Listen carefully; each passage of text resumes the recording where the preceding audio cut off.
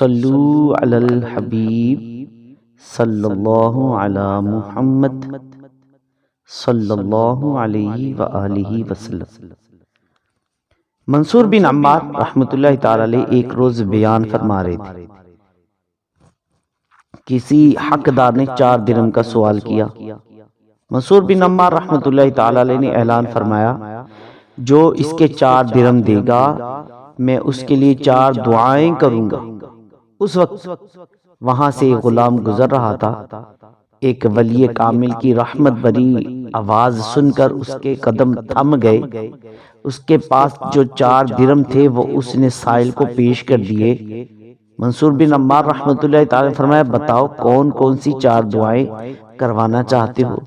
عرض کیا، میں غلامی سے آزاد ہو جاؤں، مجھے ان درہموں کا بدلہ مل جائے، مجھے اور میرے آقا کو توبہ نصیب ہو جائے، میرے آقا کی، آپ کی اور تمام حاضرین کی مغفرت ہو جائے۔ منصور بن عمار رحمۃ اللہ تعالی علیہ نے ہاتھ اٹھا کر دعا فرما دی۔ غلام اپنے آقا کے پاس دیر سے پہنچا۔ آقا نے سبب تاخیر دریافت کیا تو اس نے واقعہ کیا سنایا؟ آقا نے پوچھا، پہلی دعا کون سی تھی؟ غلام بولا، میں نے عرض کیا، دعا کیجئے میں غلامی سے آزاد کر دیا جاؤں۔ یہ سن کر آقا کی زبان سے بے ساختہ نکلا، تو غلامی سے آزاد ہے۔ پوچھا، دوسری دعا کون سی کروائی؟ کہا، جو 4 درہم میں نے دیے اس کا نعم البدل مل جائے۔ آقا بول اٹھا، میں نے تجھے 4 درہم کے بدلے 4000 درہم دیے۔ پوچھا، تیسری دعا کیا تھی؟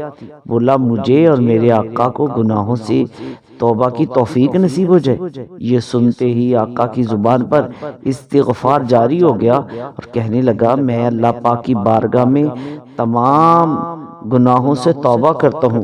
پھر کہا، چوتھی دعا کیا تھی؟ غلام نے جواب دیا، میں نے التجا کی کہ میرے آقا کی، آپ جناب کی اور تمام حاضرین اجتماع کی مغفرت ہو جائے۔ یہ سن کر آقا نے کہا، 3 باتیں جو میرے اختیار میں تھی وہ میں نے کر لی، چوتھی بات کی سب کی مغفرت ہو جائے، یہ میرے اختیار میں نہیں ہے، یہ میرے اختیار سے باہر ہے۔